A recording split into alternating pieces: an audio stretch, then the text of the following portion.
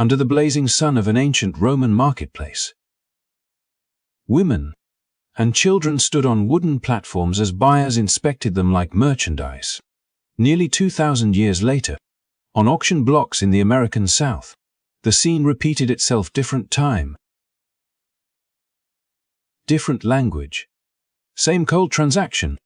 Families were separated, names were erased, human lives were assigned prices. Roman and American slavery were separated by centuries, cultures, and continents. Yet they shared one dark truth: people were reduced to property. They could be bought, sold, traded, punished, or discarded at the will of others. A mother's grief, a child's fear, a husband torn from his wife. These moments were not accidents of history. They were built into the systems themselves. But here is where the story becomes more unsettling. While both systems were brutally inhuman, they were not identical. Roman slavery grew out of conquest and empire, where almost anyone could fall into bondage through war or misfortune.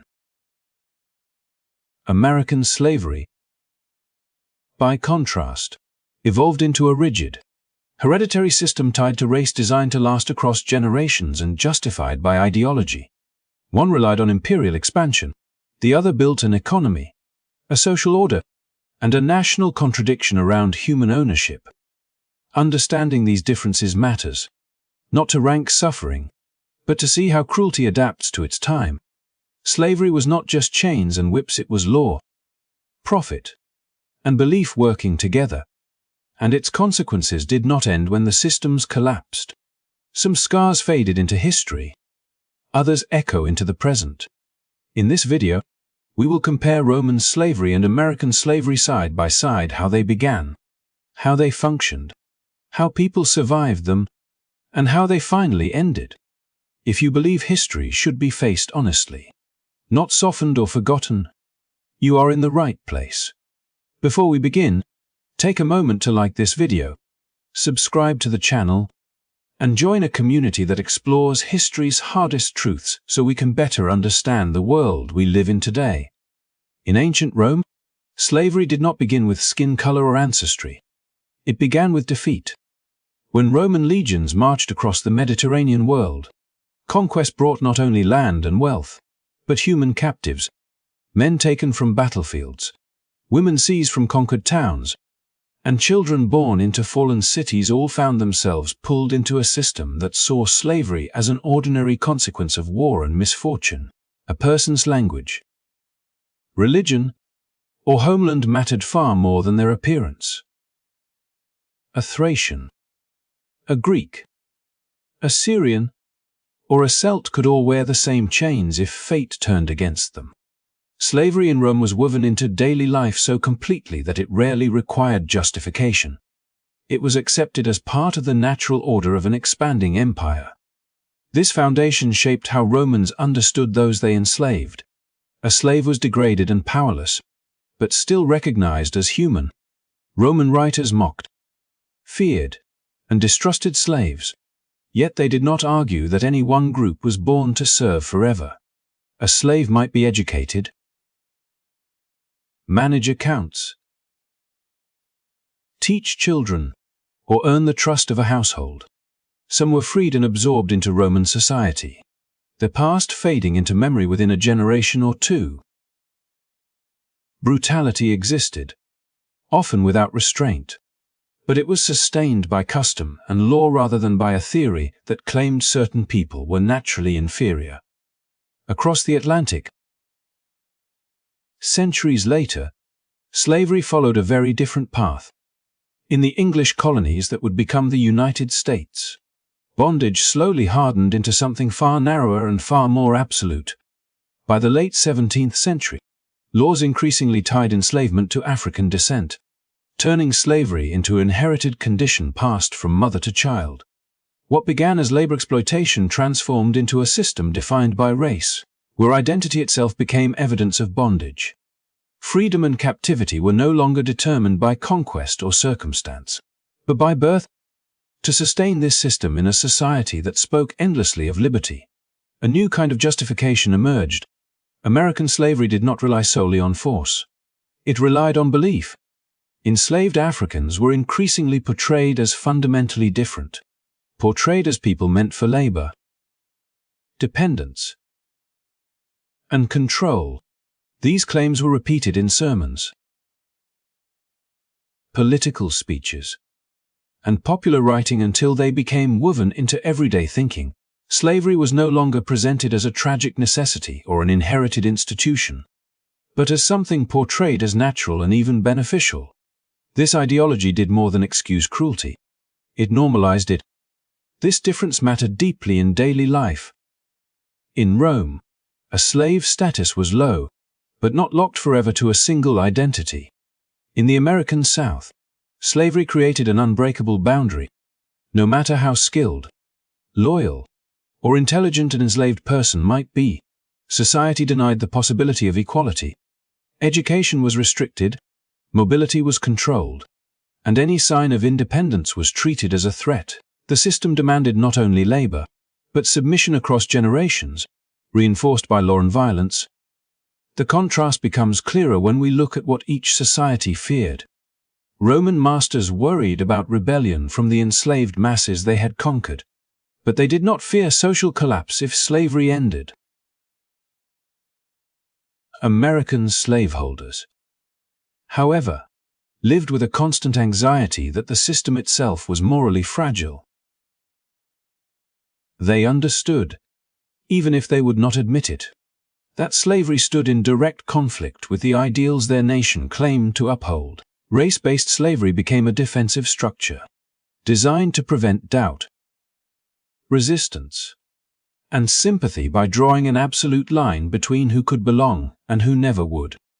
Yet despite these differences, the outcome for the enslaved was painfully similar. In both worlds, people were stripped of autonomy, families were broken apart, and lives were shaped by fear and endurance. Roman slavery and American slavery were built on different foundations, but each reveals how easily societies can construct systems that turn human beings into tools of power. Understanding how those foundations differed does not soften the reality of either system. It sharpens it, reminding us that cruelty does not repeat itself in the same form, but it often returns with new language, new rules, and the same devastating consequences. To understand why slavery took such different forms in Rome and in the United States, we must look beyond ideology and into the economic worlds that sustained each system.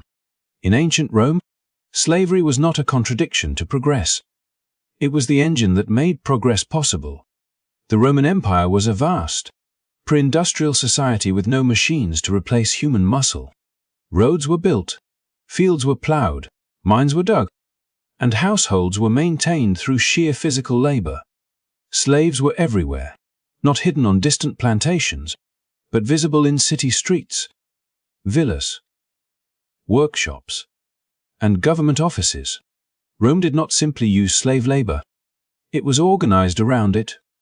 This reliance grew naturally from conquest.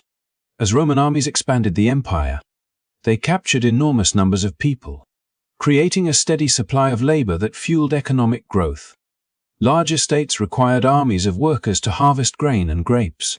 Mines consumed lives at a terrifying pace, and urban elites depended on enslaved servants to sustain their daily routines. There was no widespread belief that another system could replace this labor. Slavery was not debated as a moral problem because it was assumed to be essential. The Roman economy functioned much like a living organism, and slavery was the muscle that kept it moving. Because of this, Roman slavery existed in a world without meaningful alternatives. Free wage labor existed, but it could not meet the empire's massive demands. Technology offered little relief, and the idea of mechanized production lay far in the future. In this context, slavery felt permanent, as stable as the empire itself. Even when individual slaves were freed, the system continued without challenge, replenished by war and expansion. Rome could not imagine its economy without human bondage because its entire structure was built upon it. American slavery, however, developed in a world already beginning to change. By the 18th and 19th centuries, New ideas about economics were spreading rapidly. Wage labor was proving efficient. Factories were transforming production. And industrial capitalism was reshaping societies in Europe and the northern United States. Freedom, at least in theory, was becoming a celebrated value, not an afterthought. Slavery, instead of being unquestioned, increasingly stood out as an anomaly. This made the persistence of slavery in the American South deeply revealing. Plantation slavery did not survive because it was the only economic option, but because it was extraordinarily profitable. Crops like cotton and sugar generated immense wealth, especially after technological advances such as the cotton gin dramatically increased production. Enslaved labor allowed Southern elites to extract maximum profit at minimal cost, turning human lives into a renewable resource that powered a global market. By the mid-19th century, slave-grown cotton dominated international trade, tying the fate of the Southern economy to the continued ownership of people. Unlike Rome, where slavery felt inevitable, American slavery felt threatened. Northern states and European nations were moving away from the institution, proving that economies could thrive without it. Abolitionist voices grew louder, pointing out the contradiction between slavery and the ideals of liberty and equality. This pressure forced American slaveholders into a defensive posture. They did not merely rely on tradition, they actively argued for slavery as necessary, beneficial, and irreplaceable, even as evidence mounted to the contrary. This tension shaped the character of American slavery. The system became increasingly rigid, increasingly controlled, and increasingly resistant to change. Laws tightened, surveillance expanded, and punishment became more systematized. Slavery had to be protected not only by force, but by politics and ideology, because it existed in a world that was already moving beyond it. Where Roman masters lived in a society that took slavery for granted, American enslavers lived in a society that was questioning it, and that made them far more determined to preserve it at all costs. In the end, these economic differences explain why the two systems unraveled so differently. Roman slavery faded as the empire weakened and its economic foundations shifted, gradually transforming rather than collapsing. American slavery, bound tightly to profit in an age of freedom, could not adapt. It collided head-on with a changing world and broke apart in conflict. Yet in both cases, the lesson remains the same. When an economy is built on the exploitation of human beings, its strength is an illusion, sustained only as long as society is willing to accept the cost. If we step away from laws and ideologies and look instead at daily life, the contrast between Roman slavery and slavery in the American South becomes even more striking. In Rome, slavery was not confined to a single kind of work or a single setting. It stretched across the entire social and economic landscape, shaping cities as much as countryside estates. A Roman slave might wake before dawn to labor in the fields, but another might begin the day inside a villa, managing household accounts, preparing meals, or educating children. Slaves were present in nearly every profession imaginable, from the most exhausting manual labor to roles that required education, trust, and skill. This diversity was not born of kindness, but of necessity. The Roman world depended on enslaved people not only for physical labor, but for administration and expertise. Many educated Greeks, captured through war piracy, became tutors, physicians, or secretaries. A Roman citizen might entrust his finances to a slave accountant or seek medical treatment from a slave doctor without questioning the contradiction. In public spaces, enslaved actors performed on stage, craftsmen produced fine goods, and managers oversaw estates or businesses on behalf of their owners. Status within slavery varied widely, creating a hierarchy among the enslaved themselves. Even though all remained legally powerless, this complexity shaped how slavery was perceived. While slaves could be treated with extreme cruelty, they could also become indispensable to their masters. Skill sometimes translated into slightly better living conditions, opportunities for personal development, or even the possibility of eventual freedom. A talented household slave might save money,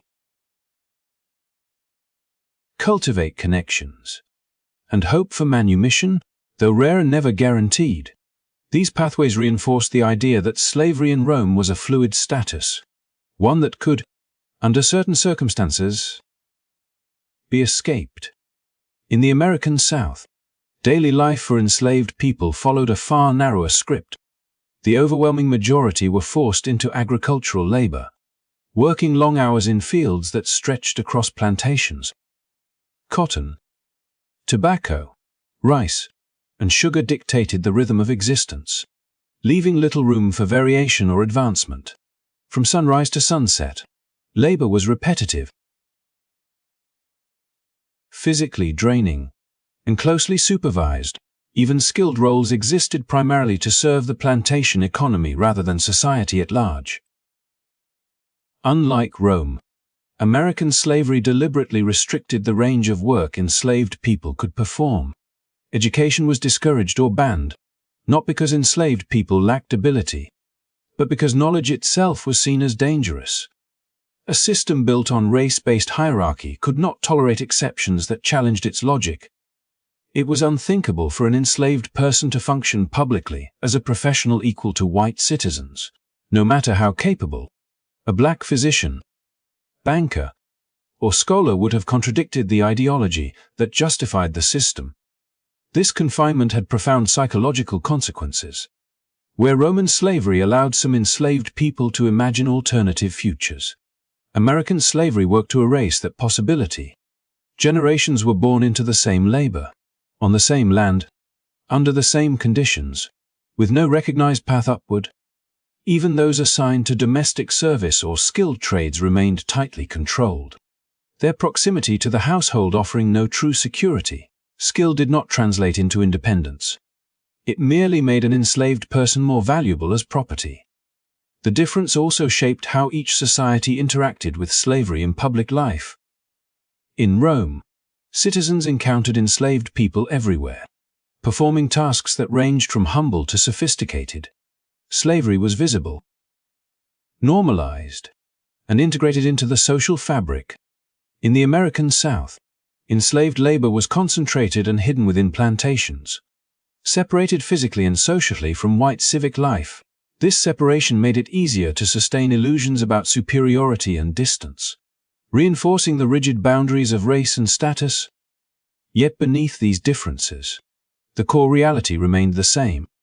Whether managing accounts in a Roman household or harvesting cotton in the American South, enslaved people lived without control over their own lives.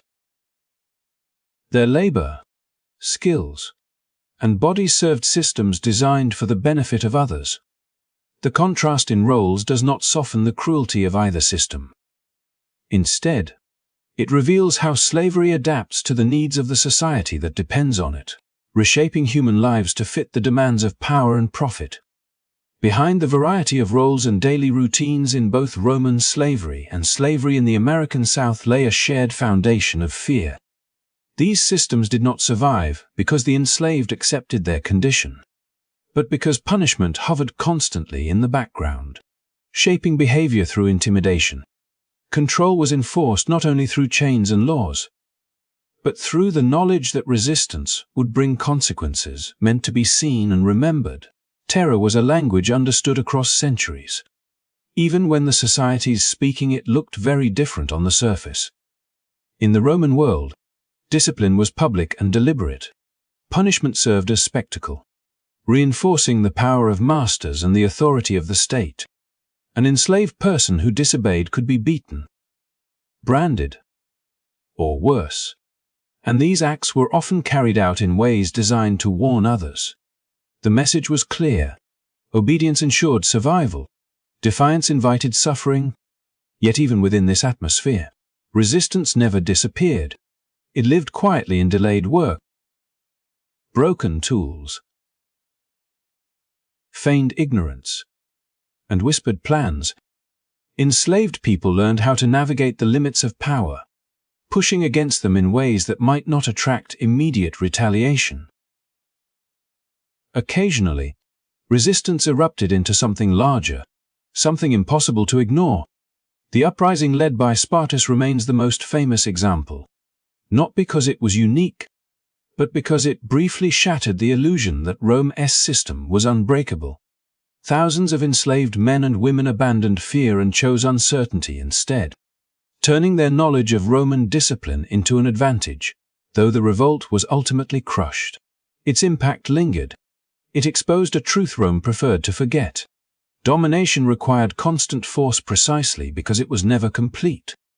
In the American South, terror was no less central, but it operated within a different framework. Punishment was often private, carried out away from public scrutiny, yet its effects spread across entire communities. Stories traveled quickly, shaping behavior through shared memory rather than public display. Families lived with the understanding that resistance could mean separation, loss, or worse, making fear a daily companion rather than an occasional threat. This constant pressure was designed to exhaust not just bodies, but hope itself. Despite this, resistance remained woven into everyday life. Enslaved people slowed their labor, preserved forbidden traditions, shared information in secret, and protected one another in small but meaningful ways. These acts rarely appeared in records, yet they sustained a sense of humanity that the system sought to erase. Escape, when possible, became a powerful statement of refusal. Each successful flight challenged the idea that the system was natural or permanent, even as the risks remained overwhelming. At moments of extreme pressure, resistance broke through the silence. Revolts like the one led by Nat Turner terrified slaveholding society not because of their scale, but because of what they represented. They revealed that fear ran both ways.